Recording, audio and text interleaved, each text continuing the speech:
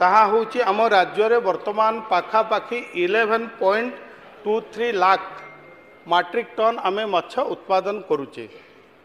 ଯଦି ଆମେ ଦେଖିବା ଆପଣମାନଙ୍କର ମନରେ ମଧ୍ୟ ଥିବ ଆମେ ସବୁବେଳେ ବାହାର ରାଜ୍ୟ ଉପରେ ନିର୍ଭର କରୁଛେ ବା ଆମର ବୋଧେ ଆମର ଉତ୍ପାଦନ କମିଛି, ରପ୍ତାନି ମାନେ ଆମଦାନୀ ବଢ଼ୁଛି।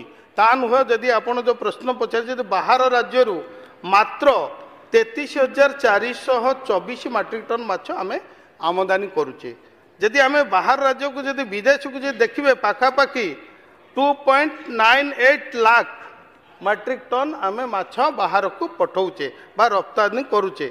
କିନ୍ତୁ ଯେହେତୁ ଆମ ରାଜ୍ୟରେ ଟିକେ ଭାରତ ବର୍ଷରେ जो माछ खाइबा हार मधुर माछ खाइबा हार जदि देखा 7 पॉइंट समथिंग रही सारा भारतवर्ष किंतु ओडिशा रे लोक जोटा कि 18 किलो रु अधिक सेटा 7 किलो सर्वभारतीय जदि स्तर में खाऊचे आम 18 किलो रु अधिक माछ खाई जाऊे जहाँफल कि आम मधुर माछ टिके बाहर राज्य उपरे बा निर्भर करुचे जोटा कि आंध्रा माछ कथा आपण मनक अच्छी किंतु आगामी दिन में आम कथा दौचे जे आगामी दिन में ओडिशा रे मधुर माछर उत्पादन निश्चित भाव में बढ़िबो।